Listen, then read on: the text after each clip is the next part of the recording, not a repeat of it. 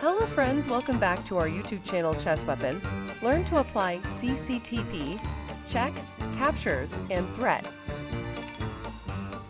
Hello friends, welcome back to my YouTube channel, and today we will be solving some of the puzzles by using CCTP. So in this position we can see like bishop cannot go on g1 square because the king cannot go to g1 square because the bishop is controlling. At the same time the king cannot go to g2 square because knight is guarding. So king is stuck in the edge of the board. Whenever the king is stuck in the edge of the board, what we have to do is we have to open the h file. So if I notice here, the only check what we can give is by giving or sacrificing the rook. Rook takes pawn check. After king takes, we can bring this rook and it's a checkmate. And king don't have any breathing space because our knight and bishop are doing great job here. And rook is controlling the h file. So let's go for the next one. Okay, here it is white to play.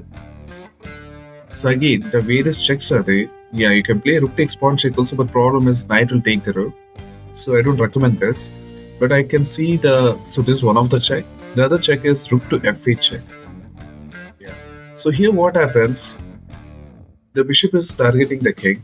And this bishop is the only piece which is blocking the path. So what we can do is we can sacrifice the rook by playing a check. After bishop takes, again we can play pawn push check. F bishop interpose. Then bishop takes bishop and it's checkmate.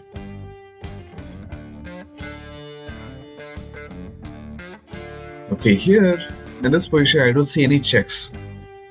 So since there's no checks, what I can say is I can see for captures. One is bishop takes knight. One more captures queen takes bishop. The other one is bishop takes pawn. So here in these three scenarios, I can just simply eliminate this one because we're simply losing 3 points. There's no benefit out of it. And also we are helping opponent to activate his rook in semi-open file. So one more what I can say is queen takes bishop also. Even this we can eliminate because we are simply losing the queen. So there's no benefit out of it. So here I like bishop takes knight. The reason is the queen and bishop are targeting this d7 square. And which piece is blocking is this bishop. So what we have to do is we have to get rid of this bishop by playing pawn to e5. Once the bishop takes, we can simply win this bishop. After queen takes, rook takes, and we can see we have 4 pieces and opponent is left with only 3 pieces.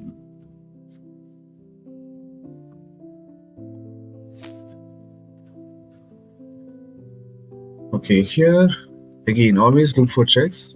But suppose if I play queen here check, the king will just move away, So I think the other check is, I can see queen is guarded by this rook, so we can play this check. If at all, if he plays rook takes rook, and he's going to lose his queen. And we can't expect always the rook will capture us. Sometimes opponent won't capture, he'll just move away.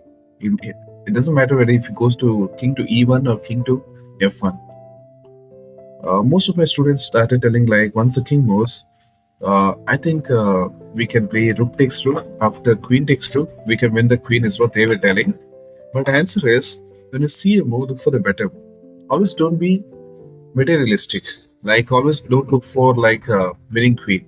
Always look for checkmate. When there's no checkmate, then you should go for winning queen or any of the other pieces. So here we have mate in one. Can you spot it? Yes, queen to h1 is a checkmate. And king cannot escape anyway. And he cannot capture this rook also because it's well guarded. Okay, in this position I can see the force moves is like checks. So again I can see a check. After king takes, we can play knight into pawn check. And bishop cannot take the queen because it's under check. So bishop takes pawn check, king takes, knight takes e5 check. Once the king moves away, and knight takes bishop, knight takes, then we can simply win the piece. So in this process what happens, we're exchanging knight and bishop. In return we're getting 2 pawns additional. So we are winning at least 2 pawns. Okay.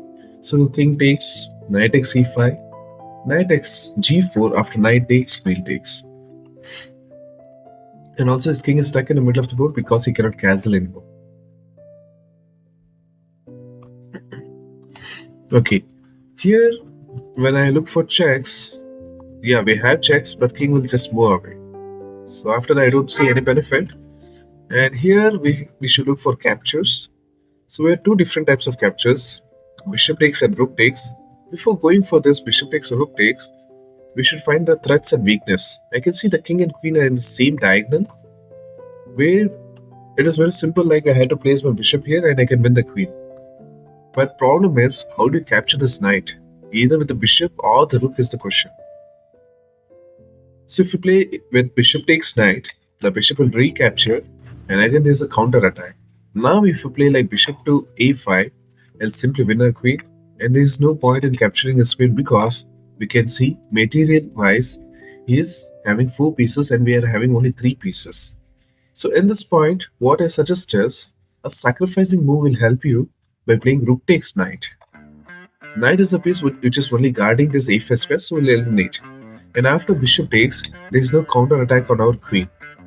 Now what we can do is we can simply place our bishop. If he captures the bishop, we can simply give a check, followed by queen takes rook, and again we can win the material. Okay, here, so earlier puzzles we have seen like checks, captures, but here I can see like threats. We should look for threats. So here check is there, but what's the point here? We're not gaining anything. We simply lost the queen, and if at all if you check means the king will simply hide. Okay, so what we had to do here is there's no checks, which is not benefited. So look for captures. Yes, I can see the capture also here again, but again we're going to lose 5 points for 3 points. So there's no benefit out of it. Okay, threats. So I can see a threat like f3 is a threatening move, because queen is getting overloaded now. Now queen cannot just capture the pawn. The reason is rook takes bishop will win the material.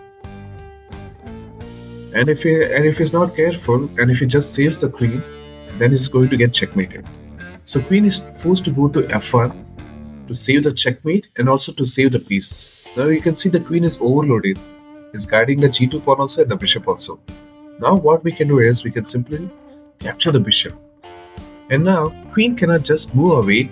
If he moves away, what happens? He's going to get checkmate. So he has to accept a loss of a material and he has to play some other move. And we'll be like pieces. We have 4 pieces and we'll be left with 3 pieces. Here I can see a knight plays a major role. So that's the reason I would like to place knight in the middle of the board. Here what I can see is I have a knight fork.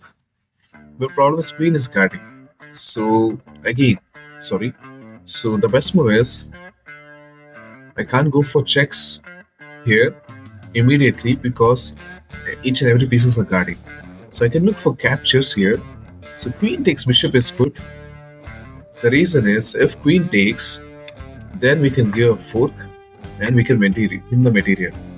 So here what we are gaining is we got a free bishop in exchange of queens. Okay, here it's a deflection. Again, of course we can't give a check because bishop will take. So what we can do is simply we can win the material. Rook takes, capture. If king takes, then we can simply win the rook. Okay, next. So I can see a check. I don't see a breathing space for the king. Here pawn is guarding and also here bishop is guarding. So that's the reason I would like to go for checks. And also I can see like bishop can come and give a check if this pawn is not there. So queen takes knight check. If pawn takes, bishop comes to f1 and this is checkmate.